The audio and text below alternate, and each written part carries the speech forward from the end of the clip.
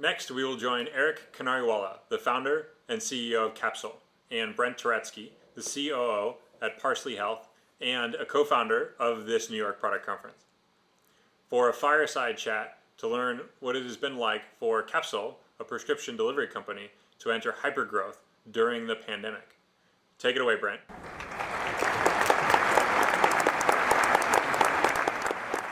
Each year at the New York Product Conference, we love to talk with a founder who has made a big impact on our community to see what can we learn from that founder, from the company. We're going to talk with Eric Kinariwala, founder and CEO of Capsule. Eric has quite literally been schooled at the centers of business and product and entrepreneurship. He studied at Wharton as an undergrad and Stanford Business School in the heart of Silicon Valley. In the early part of his career, he was an investor focusing on operational strategy and business. He founded Capsule in 2015, initially focused on removing friction for consumers in interacting with the pharmacy. Capsule has been growing every year. Some of us here work at the company. Many of us are customers of the company. It's just been an amazing growth story and product and user experience story. With this great story, we want to hear all about it. Without further ado, hi, Eric. Hi, Ryan. Thanks for having me. Oh, it's so great to have you. Did I miss anything important in the intro for you to share with the product community? I think you hit the highlights. So, Eric, when you founded Capsule, what was your founding product focus? What unsolved problem did you want to solve? When I started Capsule 5 years ago, the number one thing that I wanted to solve was making the consumer pharmacy experience completely frictionless and delightful. And so when you think about the 70% of Americans that go to the pharmacy at least once a month, there's this entire list of familiar frustrations that you faced, I've faced, our families have faced going to the pharmacy. That's things like persistent out of stocks, which happens 40% of the time someone goes to the pharmacy. It's incredibly long wait times. The average wait time at a chain pharmacy is an hour. It's lack of price transparency. You literally have no idea what your medication costs until you pay for it. And then it's the inability to get expert advice privately and securely, so that half of New York City or wherever you are can't hear all of your private medical details when you're trying to get your medications. And then finally, there's just no coordination with your doctor, whether it's about refills or insurance issues. You're just making sure you're taking the right thing. And so, the pharmacy has among the lowest, NPS of any industry. And it's something that's remained stubbornly offline. And so the initial observation and friction point that we identified was just how do we make the proverbial, 10x better experience for the consumer in what is the second largest category of retail in America. And I think what we've learned as we've dug into the business over the last 5 years is that, the North Star has always been solving those really frustrating, high friction problems for the consumer, but that the broader mission has always been to build a pharmacy that works for everyone. And what that really means is, of course, for every consumer, but actually for every participant in the healthcare system. And so what we learned was that not only do consumers have all these problems I just talked about, but when you start talking to doctors and hospitals and health systems and insurance companies and drug companies, they all have their own set of frustrations with the pharmacy. And so the big idea and the mission of Capsule has always been to solve the friction and the frustration with the pharmacy for every participant in the healthcare system. And the reason that that's important is that, 1 out of 2 prescriptions in America goes unfilled today. And that's far too many because of that friction. Wow, that's probably got a big user health impact by people not filling their prescriptions. It's a massive, massive problem. I mean, the estimate of, estimates everywhere, but we've seen numbers everywhere from 300 billion to, $700 billion of unnecessary medical expenses that result from people not taking their medications as they're prescribed. So it's a big, important problem, but also something that, virtually everybody can identify with, because everybody at some point goes to the pharmacy and wishes it were, a little bit more delightful. This pharmacy has been both one of the most important, but also scariest places for people to go during the COVID epidemic. You worry about your health stepping into a Duane Reade if there are other sick people there. The COVID has been a really interesting it's been a really interesting event to surface consumer behavior. And so when we kind of are looking back, if I take us back to sort of mid-March and early April, we saw this incredible shift in demand, initially from people just stocking up on their own medications. And that happened across all of retail. That's the whole, America sold, 10 years of toilet paper in 2 weeks kind of situation. And then we started seeing, a surge in new customers and new demand from people for the first time ever experiencing Capsule, experiencing digital health through necessity. And so Capsule went from something that was a convenience to something that was essential effectively overnight. And what we've seen is that the people that tried it for the first time at the height of the pandemic have continued to use Capsule because they have realized and experienced something that was so different from what they had used before. With your initial focus being on reducing the friction in the pharmacy experience, has that focus changed at all over time? Are you trying to solve different problems for different users now than you did 5 years ago? One of the things always that we stayed laser focused on New York for the first 4 years post-launch. And we did that so we nailed the consumer experience, that we nailed the experience for the doctor, and that we got the business model and the economics right. And so we've been incredibly focused over the last 4 or 5 years. But along that way, one of the things that we've done is we've built this underlying technology platform that enables highly personalized experiences, that enables us to drive better healthcare outcomes. So that 1 out of 2 prescriptions that goes unfilled in America, really building this incredibly configurable pharmacy platform that says, when I use the pharmacy, and Brent, when you use the pharmacy, and when everybody in the audience uses the pharmacy, that you have a different experience based on who you are, what your medications are, what your insurance company says, so that you're meeting the person and the need of what they have at the right moment in a really personalized way. And so that's where we've invested a lot of the product and engineering and technology resources over time. And then just over the last 90 days, we started to launch markets outside of New York. And so we're live in Boston, we're live in Minneapolis, we're live in Chicago, and there's a big list of markets, kind of behind that to come. But that's sort of, I think we've stayed really focused, got the product and the business model right, and are now in pretty aggressive scaling mode. We product people love to do that. They sort of figure out product market fit before we scale it, or are forced to scale it, make sure that the unit economics and the user experience is great, and then add fuel to the fire. And it's awesome to see you doing that. And we're grateful in New York to have been the test bed for that. As you think about your product focus, what do you see that others don't see or aren't acting on? What's enabled you to take space in the market that wasn't there before? I think the first thing is just really, really understanding the consumer incredibly deeply. So what are the pain points for the consumer, and what are the things that matter? And then how do you systematically solve those things? And so I think the first thing we saw was that people were resigned to a terrible pharmacy experience. They didn't know there was a better way. And as we started introducing a better way, we learned that people loved it and they wanted to use it time after time after time again. They wanted to tell their friends about it. They wanted to start telling their doctors about it. But if I kind of step back away from just the core consumer experience that we built, and I think about the entire breadth of the product that we have, I think there's probably 2 things that are unique. One is our definition of product at Capsule is, I think, different from a lot of companies. We think about the product, not just the digital part of our experience, not just the software that underlies the technology. We think about it as the end-to-end experience of using Capsule.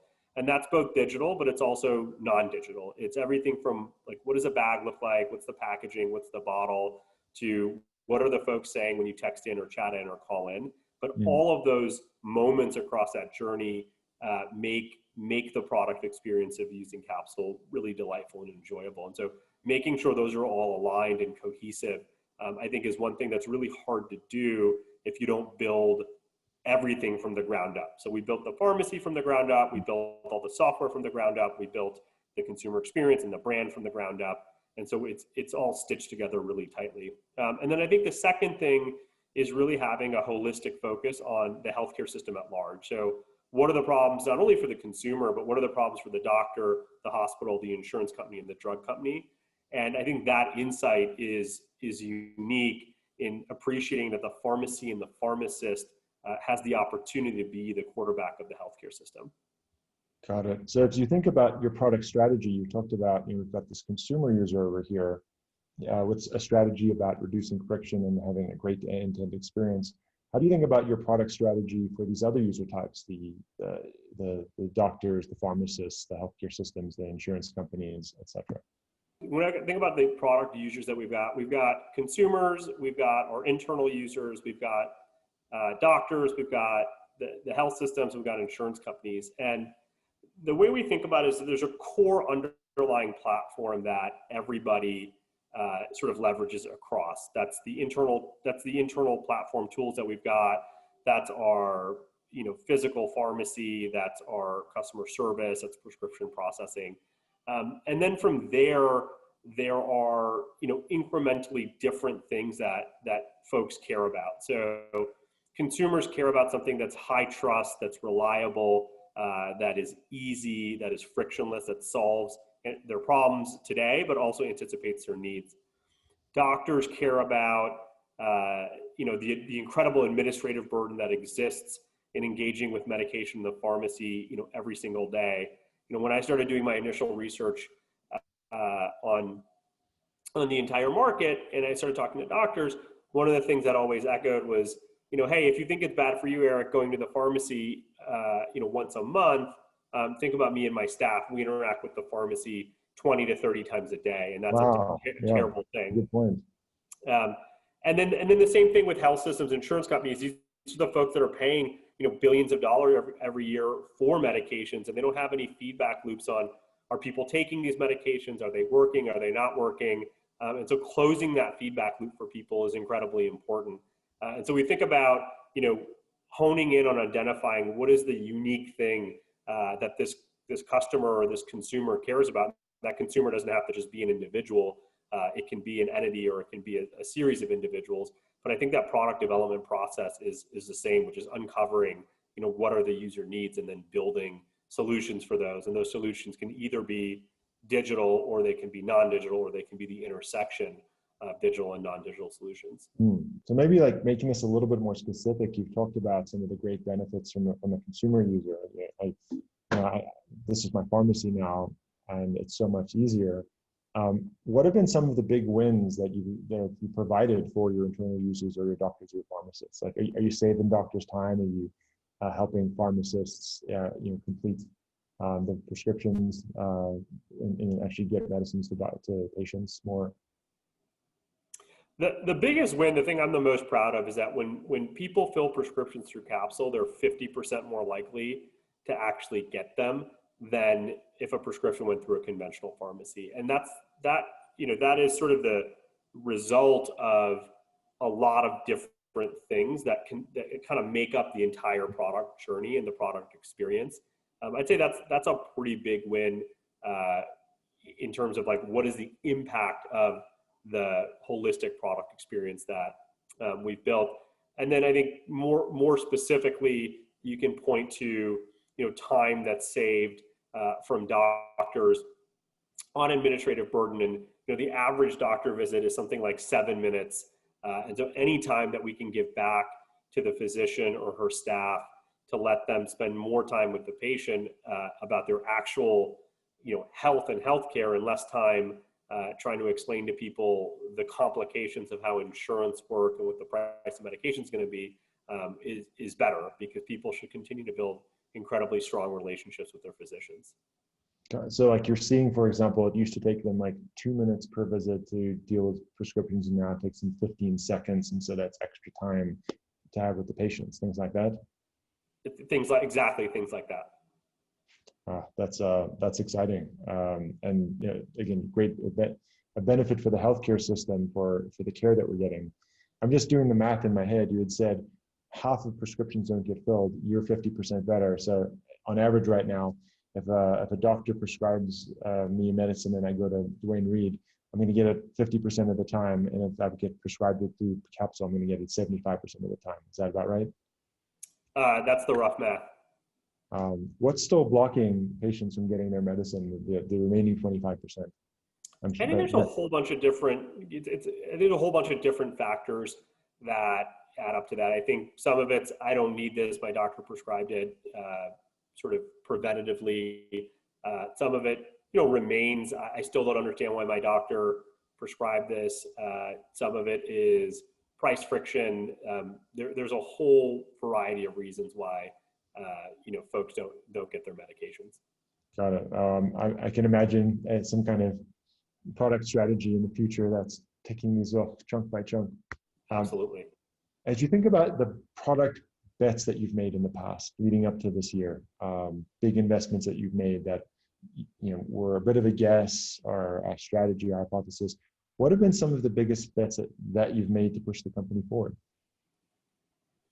One of the bets that we made very recently is, we heard from our consumers and we heard from our physicians that they wanted the ability to buy over-the-counter products in addition to their prescriptions. So things that are medically relevant, everything from pain relievers like Tylenol and Advil to allergy medications to kids medications, that those were sort of often bundled into their pharmacy trip, and so that to really have a more complete offering, folks wanted the ability to get those medications. And so we launched, we call it Capsule Essentials, and it's right in the app or the website, depending on how you engage with Capsule.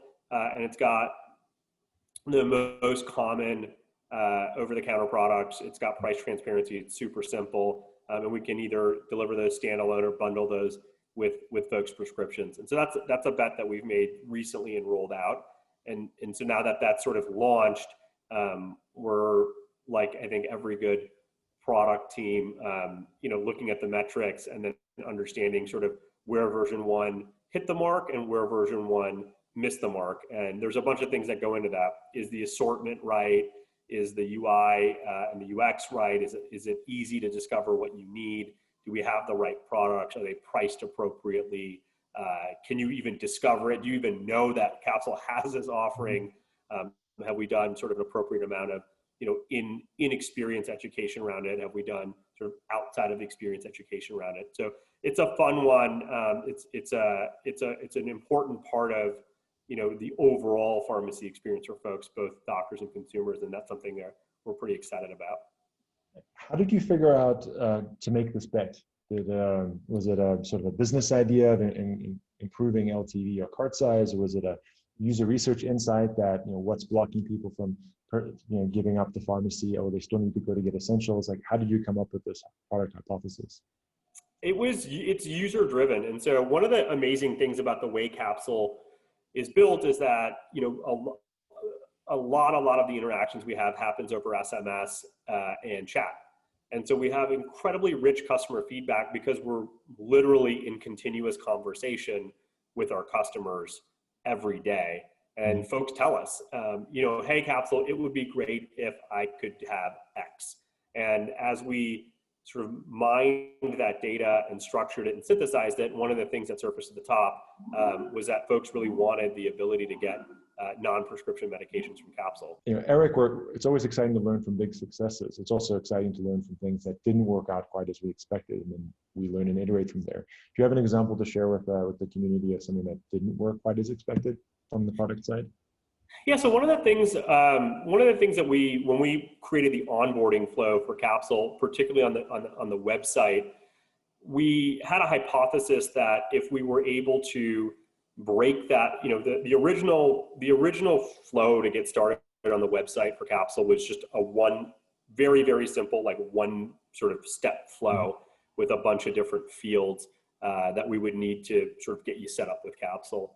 And one of the things that we had a hypothesis around was that, pharmacy can be confusing, pharmacy can be complicated, pharmacy can be intimidating. And so if we broke that flow up into a number of different steps and had very clear sort of FAQs, kind of beside every step, that sort of onboarding journey would help people sort of educate themselves while they were onboarding. And I think our expectation was that would drive meaningfully higher conversion on the form. And it turns out that that didn't matter as much as we thought, or it didn't matter at all. And actually sort of our one step, very, very simple flow, what was the thing that, really met the consumer's need. And so I think in retrospect, it was good that we tried that and learned that, but also I think aligns with our overall product philosophy of keeping things as simple as possible for the consumer and removing,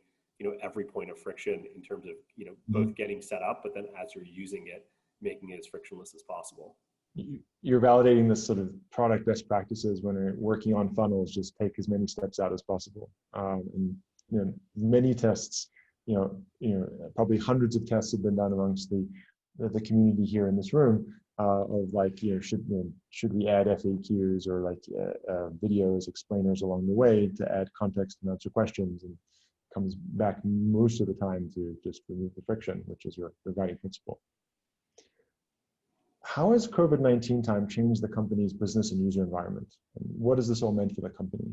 The couple things I'm seeing, the biggest thing with COVID that I'm seeing is that some of these big sort of strategic trends in the broader healthcare system that I personally thought would take 5 or 10 years to play out have just completely accelerated and compressed.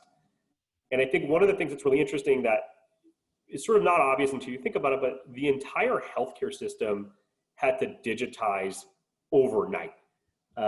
Doctors' offices shut down, lots of parts of the healthcare system were just closed. And so all of those things needed to become digital very, very quickly. And so, I think there's been a lot written about kind of the rise of telemedicine and how that's exploded. And we're absolutely seeing that, in our business. And we're seeing a lot of demand from telemedicine providers to partner with Capsule, both to drive a better patient experience, but to also drive better healthcare outcomes. I mean, the thing that we always used to joke about was, why are you, if you're sitting on your couch seeing a doctor, why is your doctor then making you get up, leave your house, and go to a pharmacy to get a prescription, right? And so that end-to-end experience, is incredibly important. I think that's come more into the forefront. I'd say the other big piece that we're seeing is just there is a significantly greater focus on the consumer experience through the healthcare system as a result of COVID and as a result of everyone having to really rethink what their consumer-facing workflows were. And so I think there's sometimes big shocks can be a catalyst for people to rethink their assumptions, but their existing way of operating. And so we're seeing a lot more interest across the board, whether that's from telemedicine providers, whether that's from large doctor groups, whether that's from insurance companies, to really create this end-to-end seamless experience, sort of inclusive of the last mile, which is the pharmacy. So based on these trend changes, how has Capsule adjusted its product strategy at all as a result of COVID? We've always, I think, back to kind of the mission of the business, which has always been to build a pharmacy that works for everyone, and that's every stakeholder in the healthcare system. And so we've always been investing in the underlying platform that enables us to do that. What we've done is we've accelerated some of the investments in making sure all of the APIs we have are, that are relevant or externally exposable, for example, so that it takes a day or it takes a day and a half to integrate Capsule seamlessly. Would be one example of how we've sort of pulled some things forward on the roadmap to keep pace with the acceleration of what we're seeing in the broader healthcare system. So thinking about this acceleration in the healthcare system, I'm going to assume that it's been a year of great growth for Capsule. What surprised you most about this growth?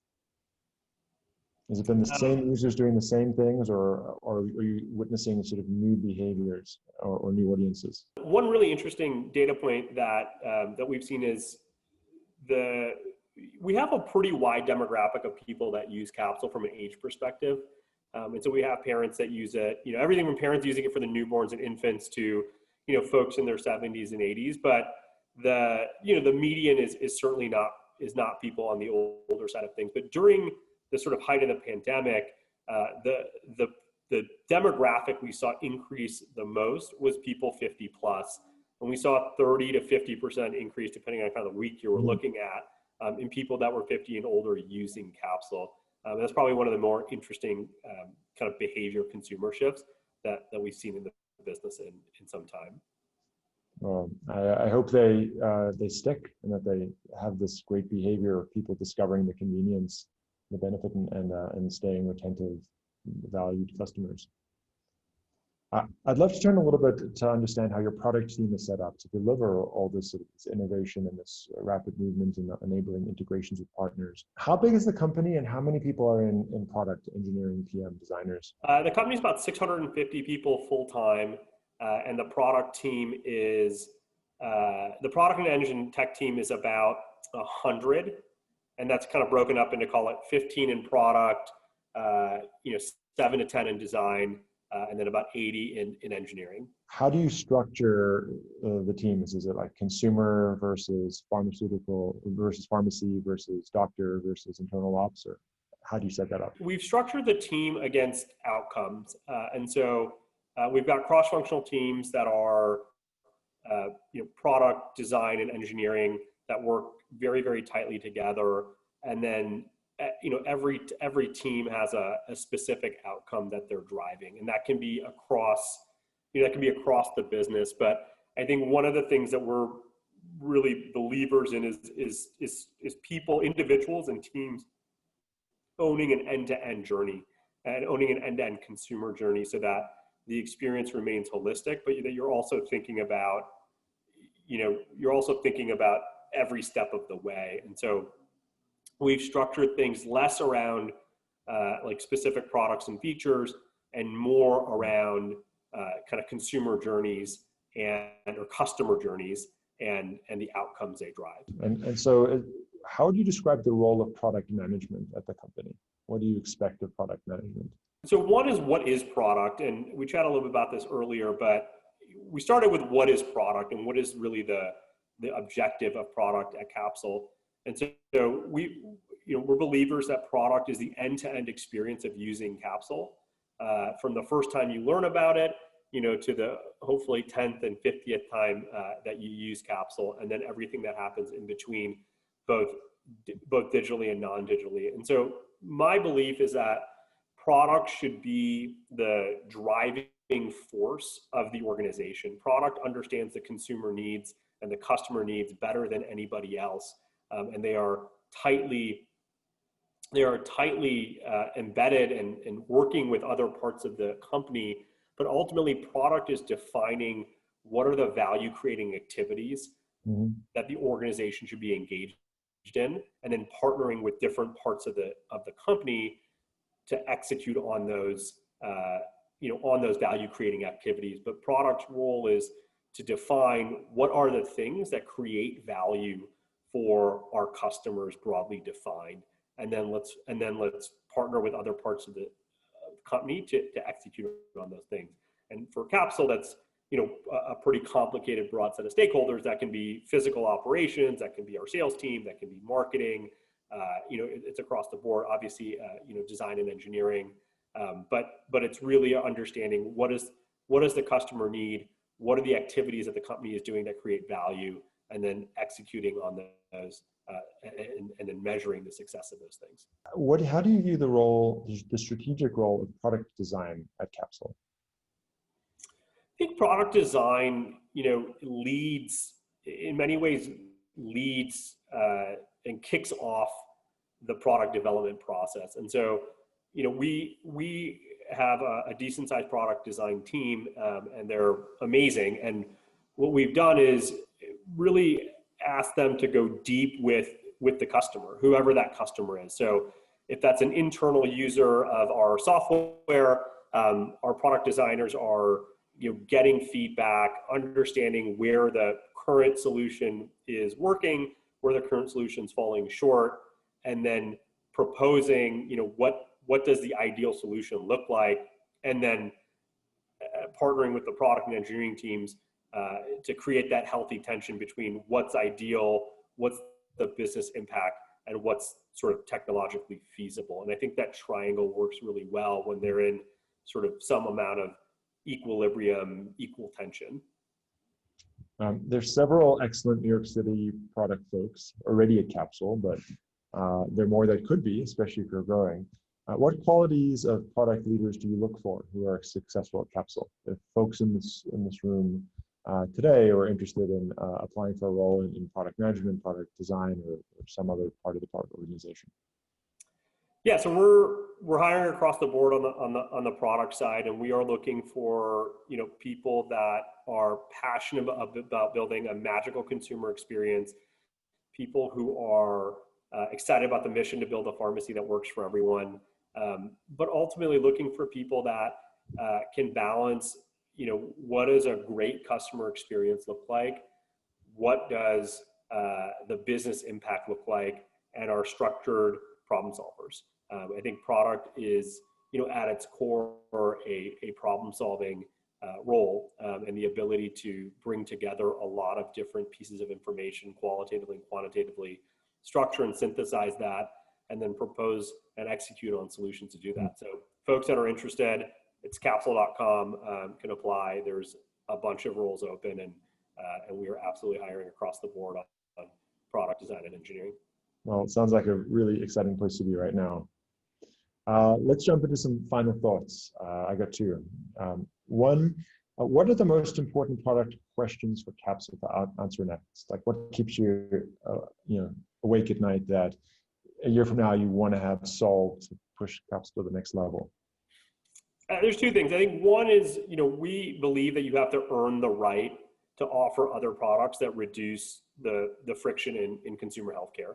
And so the same way we listened to our customers and learned about, over-the-counter or essentials offering, I think it's continuing to listen to our customers and understanding how we continue to earn the right to solve additional high friction things in their healthcare journeys. And then the second thing is continuing to invest in the things that can drive down the overall cost of healthcare. And pharmacy and medications, are among the highest return investments that the healthcare system can make. And so continuing to push on getting, more and more people to be able to take their medications, to understand why their doctor prescribed medications, to continuously reduce the barriers to not only getting medications, but taking them and managing them on an ongoing basis. I think those are the two places that we're really focused. Well, gosh, if you can reduce the total cost of healthcare in the next year, I think you'll win a Nobel Prize. You'll probably be working on that one for a while. One step at a time.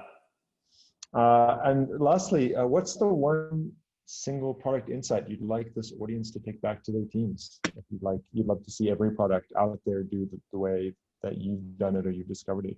We're just big believers, and it's so hard, I think, to not do things. And so how do you keep things simple? And how do you force a discipline when, as you're scaling your company, as you're getting more and more consumer insights, how do you really create a discipline around keeping things simple? I think I'm at Capsule as a whole, and then personally, I'm just a big believer that simplicity is the winner, and that, easy, effortless products are the ones that have the highest engagement and loyalty. And I think that as you continue to scale the business and there are more and more people and you have more and more product managers, there can be this intense kind of pull to keep adding features. And so understanding how you do that in a way that keeps your experience seamless and delightful and magical. Awesome. I was talking to one of your PMs, Sam Scott, who basically said, Eric is an awesome supporter of product here, and he's really great at prioritizing and helping us keep things simple. And so getting that feedback on the ground too. I appreciate Eric, it. Thank you so much on behalf of the New York product community. Grateful for you to share your learnings and observations from this amazing and challenging year, which, again, your company has been an important part of the New York story, and we're excited to see where it goes in the years ahead. Thank you so much. Thanks for having me.